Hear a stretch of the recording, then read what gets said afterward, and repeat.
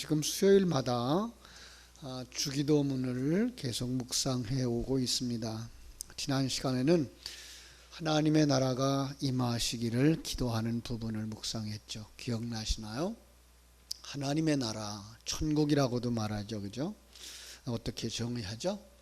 하나님의 통치가 이루어지는 곳. 하나님이 왕으로 계시고 그 아래에 있는 사람들이 하나님을 왕으로 섬기면서 그 왕에게 순종하는 곳, 바로 그러한 곳이 통치가 이루어지는 곳, 거기를 갖다 천국이라 말한다.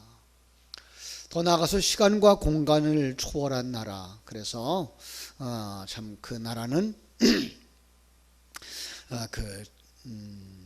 나라는 존재가, 나라고 하는 존재가 하나님의 통치에 순복할 때 내 심령 천국이 이루어졌다, 그렇게 말할 수가 있는데, 심령의 천국이 이루어졌다.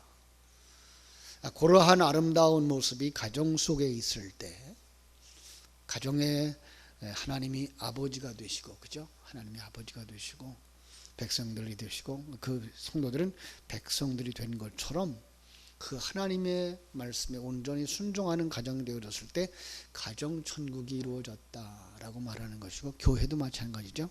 그죠? 이렇게 해서 동일하게 어떤 곳이, 어떤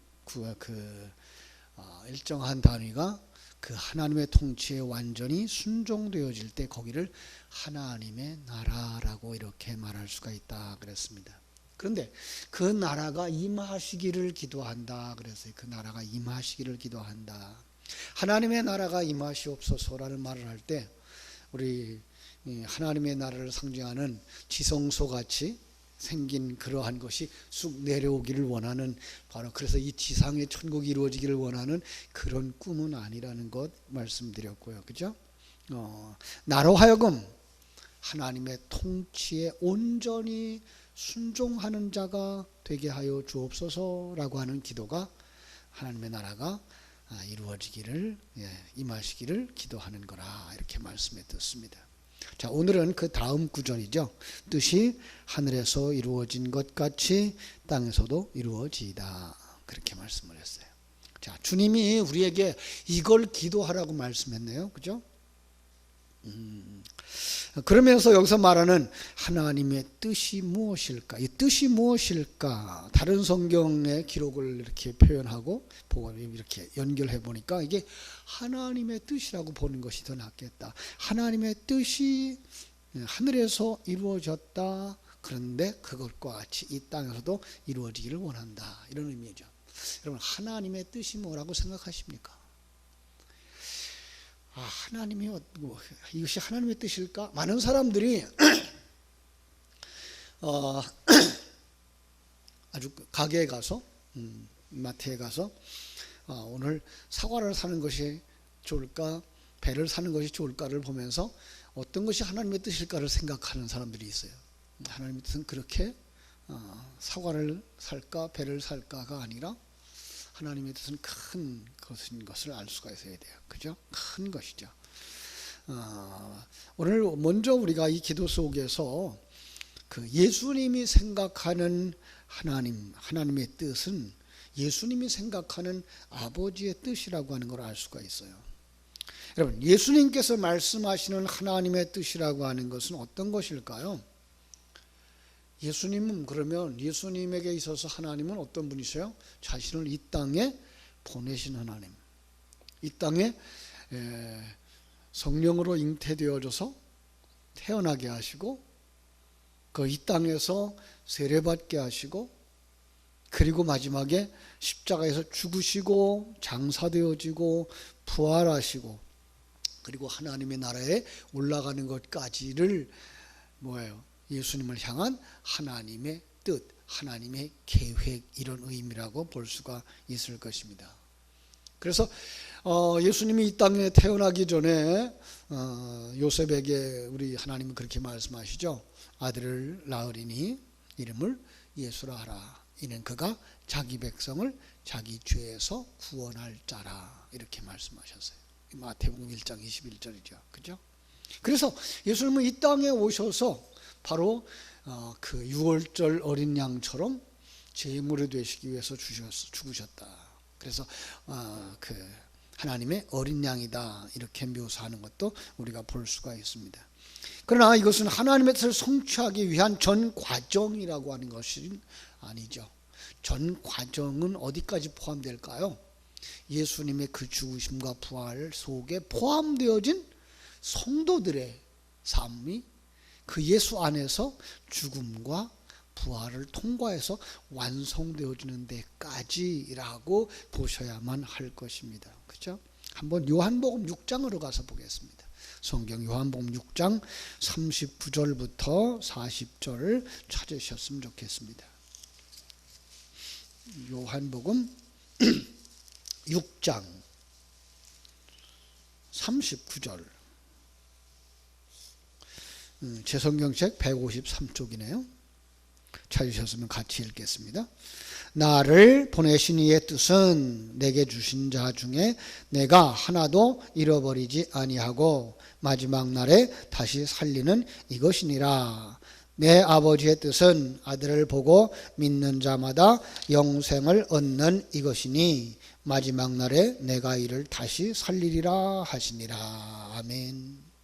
알아듣기 쉽게 말씀드리면요, 나를 보내신 이의 뜻은 아버지의 뜻이죠. 아버지의 뜻은 내게 주신 자, 믿는 자들이죠. 그죠? 하나도 잃어버리지 않는 것, 모두 구원하는 것. 그러므로 40절, 내 아버지의 뜻은 아들을 왕으로 바라보고 믿는 모든 자에게 영생을 가지게 하려 함이니 그들을 내가 구원하리라. 제가 여기다가 단어를 하나 플러스 시켰어요. 왕으로 바라보는 자들. 왜 이렇게 말할 수 있죠? 우리는 민수기 21장으로 가서 생각할 수 있죠. 민수기 21장 4절 이하에 보면 이스라엘 백성들이 광야에서 불평하기 시작합니다. 그냥 마음이 상했다는 거예요. 물도 없지, 먹는 양식도 변변하지 않아 하찮은 음식이라고 그러죠. 그렇게 불평하는 자들에게 하나님이 불뱀을 보내시죠. 불뱀에 의해서 물렸어요. 그래서 사람들이 죽어가죠. 그때 그들이 죽음에 이르렀을 때에야 모세에게 달려나와서 우리를 도와주세요. 우리 죽게 됐어요. 다 죽게 됐어요. 고백하죠. 모세가 하나님 앞에 기도해요. 하나님, 이들을 광야에서 다 죽게 하시렵니까? 살리셔야 되지 않겠습니까? 하나님께서 모세에게 말씀하셔요. 노스로 뱀을 만들어서 장대에 높이 매달아라. 그리고 쳐다보는 자들은 나으리라고 하라. 여러분, 무슨 의미일까요? 제가 성경을 뱀의 싸움이라는 역사로 관통해서 볼 수 있다라고 말씀을 드렸어요. 그죠? 그러면서 그 모세의 뱀과 술사들이 만들어 놓은 뱀의 싸움으로 말미암아서 그 술사들의 뱀을 그 모세의 지팡이가 변형되어진 그 뱀에 의해서 삼킴을 당하는 그림을 그려줬죠. 똑같은 그림이라고 그랬어요. 왕으로 섬기지 않는 거예요. 자, 하나님을 왕으로 섬기지 아니하면 어떻게 된다고요? 내가 왕이 된다고요. 하나님을 왕으로 섬기지 않는 자들의 마음은 뭐예요? 내가 주인인 거야. 내가 주인이 되어지면 하나님이 펼쳐주신 모든 것들에 대하여서 감사하지 아니하고 불평하고 원망하게 되어져 있는 거예요. 왜? 내가 왕이고 내가 판단자가 되기 때문에. 그것을 하나님이 심판하신 거죠. 그러면서 나를 왕으로 모셔라. 그러면 산다. 이 이야기를 요한복음 3장 14절 15절에서 가져오죠. 그죠? 모세가 광야에서 뱀을 든 것 같이 인자도 들려야 하리니 이는 저를 믿는 자마다. 뭐라고 믿어요? 왕으로 믿는 자마다. 이거예요. 구원을 받으려는 거예요. 오늘 우리가 여기서 깨달아 아는 것, 하나님께서는 그런 사람들을 하나도 잃어버리지 않는다라는 거예요. 그렇습니다. 그 하나님을 왕으로 모시고 살아가는 자들은 하나도 죽지 않는다는 거예요. 하나도 멸망하지 않는다는 거예요. 그렇죠? 그러면 영생을 주시기로 작정된 자들, 예수님을 영접한 자들, 다시 말하면 예수님의 생명을 가지고 하나님의 관점과 가치관을 가지고 천국을 소망하며 살아가는 사람들은 하나도 잃어버리지 않는 것이 누구예요? 하나님의 뜻이라 이렇게 말씀하고 있는 거예요. 그렇죠? 그러므로 하나님의 뜻이 이루어지기 위해서는 먼저 내 소원, 내 뜻을 내려놓고 주님의 뜻, 주님의 계획을 우리가 깨닫고 따르는 것이 되어져야, 그게 뭐예요? 하늘에서 이룬 것 같이 땅에서도 이루어지는 것이죠. 자, 왜 하나님께서 하늘에서 이룬 것 같이라는 말을 쓸까요? 그것은 바로 하늘에는 시간과 공간의 개념이 없어요. 계획하면 곧바로 성취되어지는 거죠. 예. 이걸 우리가 볼 수 있어야 돼요. 그러나 그 과정을 우리에게 체험하도록 하나님은 이 시간과 공간 세계를 만들어 놓고 우리를 여기에 태어나게 하셨고 이 구원의 과정을 거쳐가게 하시는 거죠. 이렇게 볼 수 있는 사람들이 오늘 우리의 삶에 얽매이지 아니하고 자기 삶에 연연해하지 않고 하나님의 뜻에 따라서 완성되어지면 그 나라에 갈 것을 소망하면서 살아가는 사람으로 바뀌어지게 되는 거예요. 어떤 성경을 많이 읽었다는 분이 아주 저하고는 상당히 가까운 분인데 이런 글을 제게 보냈어요. 목사님, 성경책은 구속사가 아니고 관계사인 것 같아요. 무슨 좀 성경을 좀 읽었는지 신학을 좀 하셨는지 그래요. 여러분 생각은 어떠세요? 성경은 구속사일까요? 관계사일까요? 똑같아요. 구속사이기도 하고 관계사이기도 해요. 이분은 아마 그렇게 생각한 것 같아요. 구원이라고 하는 건 이 우리의 그 하늘나라에 가는 그 천문을 통과하는 정도이고, 그 다음에는 하나님의 백성으로서 하나님과 우리와 관계 속에서 살아가는 모습을 우리가 누리는 것이다, 이렇게 생각을 하셨던 것 같아요. 그런데 그것까지도 포함되어져서 구원이라고 하는 사실을 조금 알았으면 좋겠어요. 하나님과의 관계가 우리가 점점 더 깊어가는 것, 이것도 다 구원사에, 구속사에 포함되어진 일이다. 그러면서 제가 깨달은 것은 우리가 구원 그러면 너무 큰 틀만 하나 가지고 있어서 메말라 보였나 보다라는 생각을 가지게 됐어요. 그렇습니다. 신앙생활이 우리가 정말 메마르지 않는가, 우리 신앙생활들은 정말 이렇게 메마르지 않는가라는 생각을 가지게 됐어요. 여러분의 생각은 어떻습니까? 우리의 신앙생활이 편안하시고 풍성합니까? 아니면 힘들고 신앙생활 하는 것이 벅차고 여기에 억지성이 따라오는 것은 아닌가요? 그렇다면 다시 한번 우리 삶의 속에서 하나님과의 관계 속에서 잘 정리해 보시기를 바랍니다. 하나님의 뜻은 예수 그리스도의 구속 사역을 통한 인간의 구원과 그것을 통해서 하나님의 의와 하나님의 사랑과 하나님의 진리의 실현이다, 이렇게 정리해야 할 겁니다. 다시 한번요. 하나님의 뜻은 예수 그리스도를 통한 구원과 그것을 통한 하나님의 의, 사랑, 진리의 실현이다. 이것이 바로 우리를 풍성하게 할 수 있는 한 부분이라고 생각을 합니다. 그러니까 하나님의 뜻은 탕자의 자리에서부터 어디까지 돌아가야 됩니까? 아버지의 잔치자리까지 들어가야 되는 것이 바로 하나님의 일하심인 것을 우리가 알게 되는 것입니다. 그렇습니다.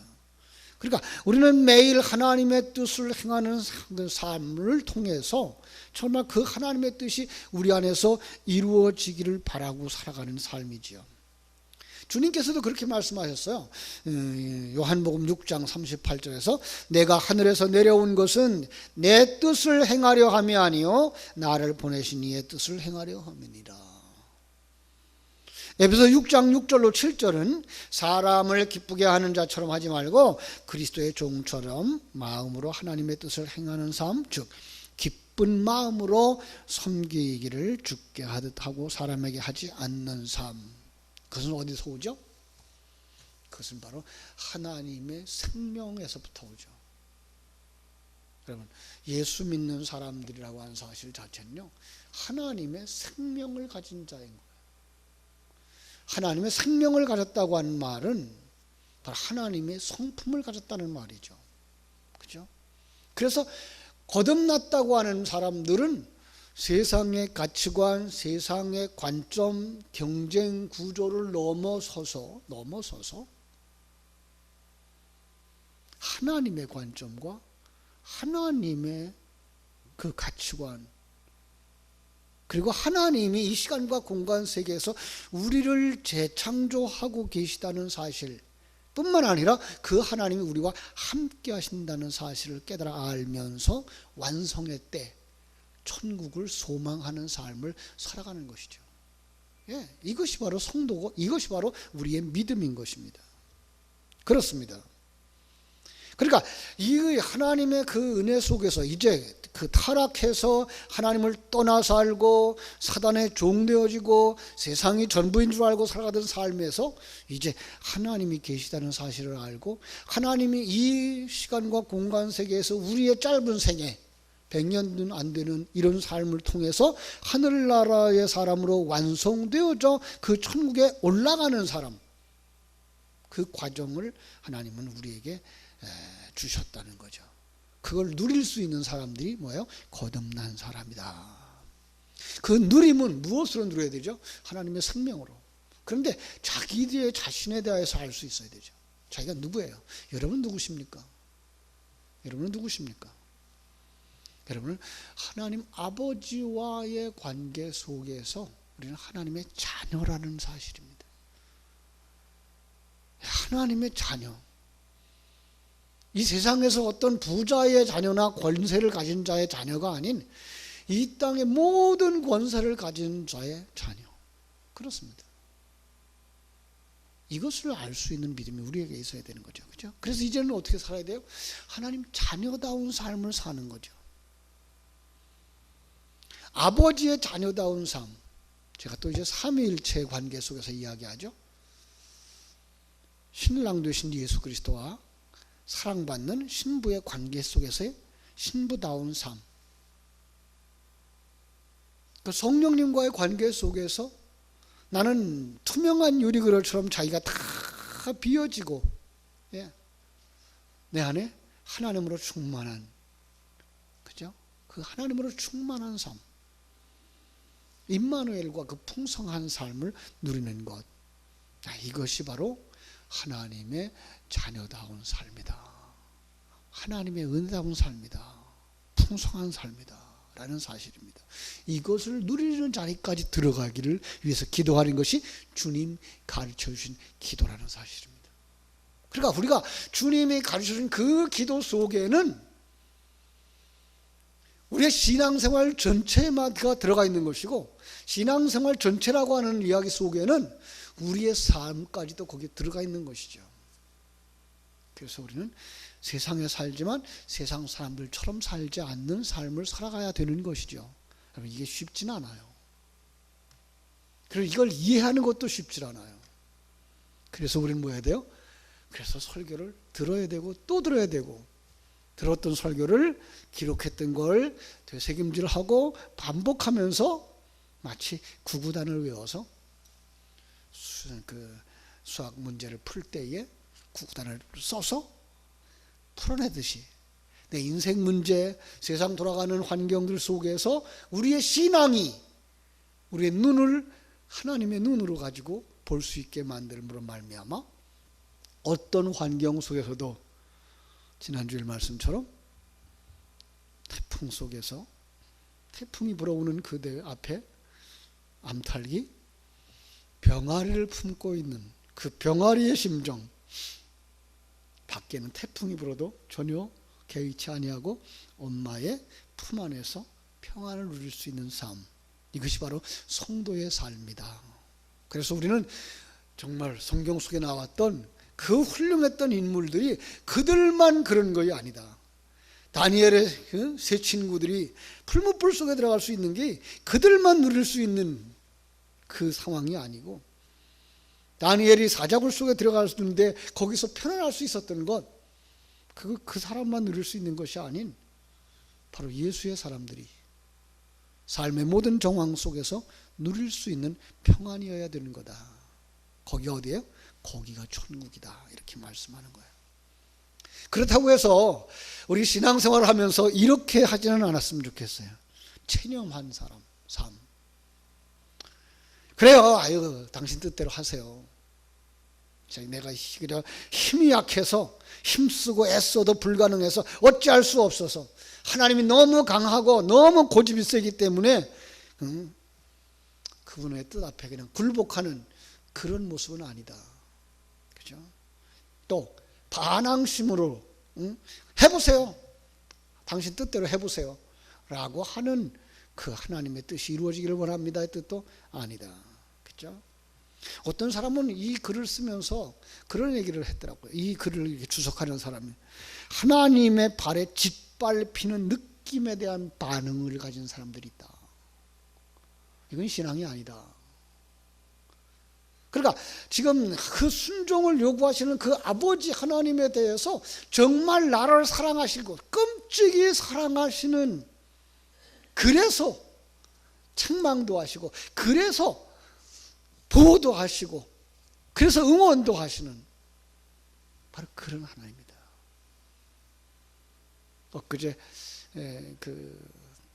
엊그제부터 제가 이렇게 인터넷에 주목해서 본 것이 이제 베트남이 어디에 경기하는 결승에 올라가는 이야기를 이렇게 관심을 가지고 봤는데, 오늘 보니까 베트남이 우승을 했더라고요.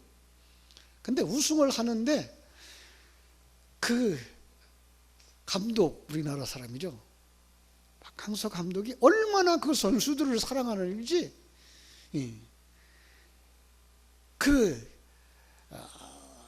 제대로 심판을 안 해주는 심판에게 강하게 어필함으로 말미암아서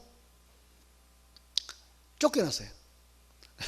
축구 경기장에서 이제 쫓겨나서 관중석으로 이제 들어갔는데, 그때의 그 박항서 감독이 그 심판을 향하여서 어필했던 그 마음과 그 태도를 베트남 사람들은 뭐라고 느꼈는가 하면 아빠의 마음이라고 느꼈더라고요. 다칠까 봐, 그리고 그들을 격려하기 위해서 애썼던 그 모습을. 여러분, 그러니까 그 선수들이 그 감독의 코치에 잘 따를 수밖에 없었고, 그리고 그 베트남 전체가 그 감독을 좋아할 수밖에 없었다고 이야기를 하더라고요. 이건 정말 중요한 거죠. 자, 우리가 그걸 느낄 수 있어야 되는 거죠. 하나님은 그것보다 더 우리를 사랑하시고, 그죠? 얼마큼 사랑하셔요?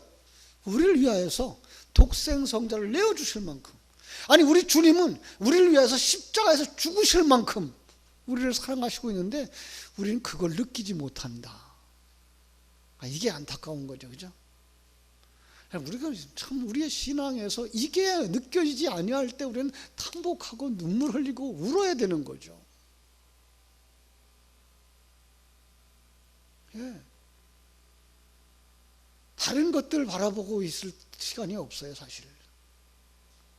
우리 하나님과의 관계 속에서 내가 정말 자녀의 관계, 아버지와의 관계, 그게 이루어지고 있는가? 내 삶의 모든 정황 속에서 하나님이 정말 나를 사랑하시고 계신 것이 느껴지고 있는가? 그래야만 뭘 할 수 있어요? 그래야만 그러하지 못한 내 마음을 탓하게 되어지고, 하나님 그게 내 안에서 이루어지게 해주세요 기도할 수 있어야 되는 게 뭐예요? 뜻이 하늘에서 이룬 것 같이 땅에서도 이루어지기를 원합니다의 기도 속에 들어가 있는 내용이라는 거죠. 그러니까 우리는 그냥 순종하고 따라가는 그 마음의 상태가 정말 하나님의 계획이 나를 사랑하시는 아버지, 나를 끔찍이도 사랑하시는 남편, 병아리를 품어서 그 추위 속에서 폭풍 속에서, 눈빛 속에서 지키려고 하는 어미달기의 마음을 아는 자로서의 삶, 그죠? 그렇기 때문에 하나님이 부르심에 순종하고 들어가고, 그죠? 어미달기의 부름에 그 품속으로 들어갈 수 있는 것이죠. 그것은 어떤 면에서 타고난 것이기도 하지만 후천적일 수도 있는 거죠. 예, 병아리 같은 경우는요, 타고난 거죠, 어떤 면에서. 물론 후천적이기도 해요. 왜냐하면 병아리와 또 다른 종류의 알에서 깨어났을 때 똑같이 오리 새끼라도 어미닭 품에 들어가기는 하지만, 그죠? 자, 우리들이 후천적이죠. 왜요? 우린 타락한 자들의 품 속에 있었다고. 예. 우리는 정말로 예수님 안에 들어오기 전에 우리는 사단의 품 속에 있었다고요. 그때는 하나님의 사랑을 전혀 모르는 상태, 하나님이 우리를 향한 계획도 모르는 상태, 우리를 향한 희생이 어떤 건지 모르는 상태, 우리를 향한 계획도 모르는 상태에 있었다고요. 그렇죠? 그런데 이 세상을 살아가면서 우리는 성경을 통해서 그의 뜻을 깨달아 알아갑니다. 조금 더 감이 있는 사람들은 하나님이 섭리하는 이 세계를 바라다 보면서 하나님의 섭리하는 이 세계, 이 환경 속에서 하나님의 뜻을 깨달아 갑니다. 때로는 하나님이 꿈을 통해서, 환상을 통해서 그의 뜻을 보여주기도 하십니다. 하나님이 이렇게 다양한 방법으로 우리에게 하나님의 뜻을 계시하고 계신 거예요. 그래서 우리가 이제 하나님 뜻을 조금 알아가는 사람들이 되어졌습니다. 그럼 어떻게 해야 됩니까? 하나님 뜻에 순종해야 됩니다. 그렇죠? 그래서 그 순종은 어디서 나온다고요? 생명에서부터 난다고요. 내적인 것이죠. 그냥 우러나와야 되는 거예요. 우러나오지 않는 것들은 뭐예요? 억지일 수는 있죠. 훈련의 과정일 수는 있어요. 그러나 그러면서 불구하고 우리 속에서 정말 그게 생명이 되어져서 그 하나님의 뜻을 알아서 그 앞에 온전히 순종해 나갈 수가 있는 거죠. 그죠? 사랑하는 여러분, 나는 그 삶을 누리는가? 그 삶을 맛보아 아는가? 여러분, 그 점검이 있게 되기를 주님의 이름으로 축원합니다. 그 하나님의 뜻, 정말로 아버지와 아들의 그 행복한 집, 신랑과 신부의 그 행복한 결혼식, 그리고 성령으로 충만한 성전의 모습, 이게 하늘에서 이미 이루어졌다라고 말씀하고 있어요. 우리는 뭘 봐야 돼요? 우리도 그렇게 반드시 이루어질 거다라는 거죠. 그런데 그 이루어질 것을 기대하는데 그 기대가 기도를 통해서 내 안에서 이루어지고 내가 거기에 참가자가 된다는 사실이죠. 그래서 우리는 그 다음 구절을 우리가 생각해낼 수 있어야 되는 거죠. 하늘에서 이룬 것 같이 어디서? 땅에서도 이루어지기를 원합니다. 여러분, 이 땅이 어딜까요? 우리는 다 짐작할 수 있죠. 그죠? 자, 성경 속에서요, 한번 찾아봤어요. 땅이 무엇일까? 그죠? 하나님의 뜻이 땅에서도 이루어지는데 그 땅은 어떤 땅일까? 창세기 3장 17절로 18절, 19절을 제가 읽어드릴게요. 아담에게 이르시되 네가 네 아내의 말을 듣고 내가 네게 먹지 말라 한 나무의 열매를 먹었은즉 땅은 너로 말미암아 저주를 받고 너는 네 평생에 수고하여야 그 소산을 먹으리라. 땅이 내게 감시덤불과 엉겅퀴를 낼 것이라. 네가 먹을 것은 밭의 채소인즉 내가 흙으로 돌아갈 때까지 얼굴에 땀을 흘려야 먹을 것을 먹으리니 내가 그것에서 취함을 입었음이라. 너는 흙이니 흙으로 돌아갈 것이니라 하시니라. 이 땅입니다. 어떤 땅이라고요? 타락한 사람들을 뭐라고 말해요? 땅이라고 말하고 있는 거예요. 예, 물론 하나님이 사람을 흙으로 창조했어요. 그러나 그 창조 당시의 흙은 저주받은 흙이라고는 말할 수가 없죠. 그러나 타락한 후에 하나님은 그 땅은 어떻게 했어요? 너로 말미암아 저주받았다라고 말하고 있고요. 이 땅이 엉겅퀴와 가시덤불을 낸다는 거예요. 이거 기억해 두세요. 그러면 마태복음 13장 비유에 나와서 씨 뿌리는 비유에서 씨가 열매 맺지 못하는 이유가 뭐라고요? 가시덩굴과 엉겅퀴라고요. 그런데 이 가시덩굴과 엉겅퀴는 어디에서 태어납니까? 그것은 바로 타락한 땅에서부터 나오는 것입니다. 타락한 땅에서부터 나오는 것들, 그 뭐예요? 그 땅인 거죠. 타락한 땅에서부터 나오는 그 땅의 소산물들, 어떤 면에서는 그것은 과학이라고 말할 수 있고요. 이 세상의 많은 문명과 문화라고 말할 수 있죠. 오히려 그것 때문에 우리의 신앙이 제대로 가지 못하고 있는 거 아십니까? 아주 극단적인 예를 들려고 그러면 요즘 우리 학생들의 모습들을 보죠. 예배를 하는 학생들의 모습 속에 손에 항상 들려있는 게 휴대폰이죠. 휴대폰에서 그 눈길을 못 떼는 거예요. 예배 시간인데도 불구하고, 설교 시간인데도 불구하고 그들은 그저 휴대폰을 가지고 놀아요. 그런 모습을 보면서 저 아이들이 학교 가서 학교 공부할 때는 저 휴대폰을 좀 내려놓고 공부하는 그 내용에 집중할 수 있을까? 아니요. 그래서 그들의 지식이 늘어나질 않아요. 변화가 안 일어나죠. 뭐의 산물이에요? 저주의 산물이죠.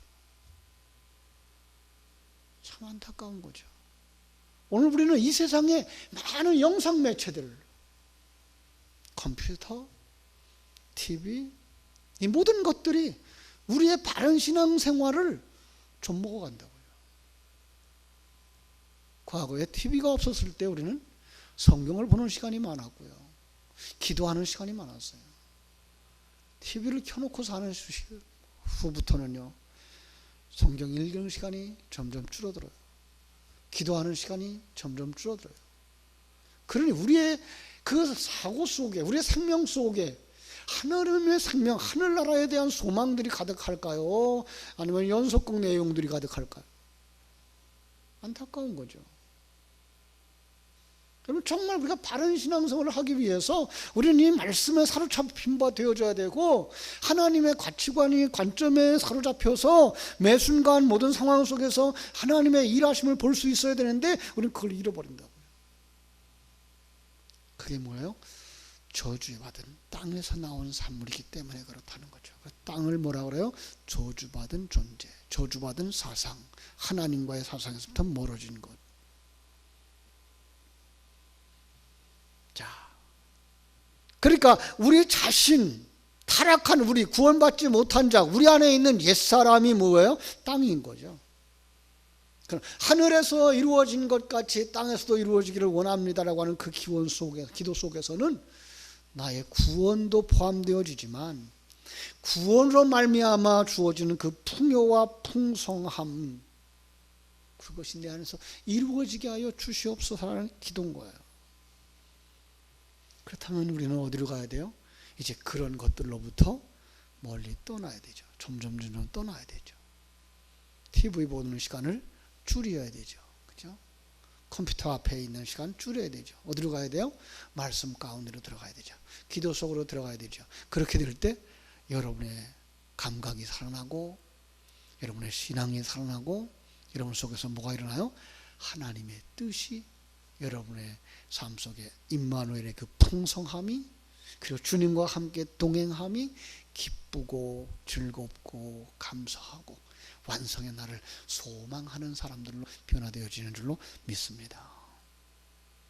정말 그 하나님의 나라가 여러분의 심령 속에서, 여러분의 가정 속에서 이루어지기를 원하십니까? 그럼 주님 앞에 그렇게 하나님, 정말 하나님의 나라가, 하나님의 뜻이 내 안에서 이루어지게 하여 주옵소서. 기도하는 여러분들 되시기를 주님의 이름으로 축원합니다. 기도하겠습니다.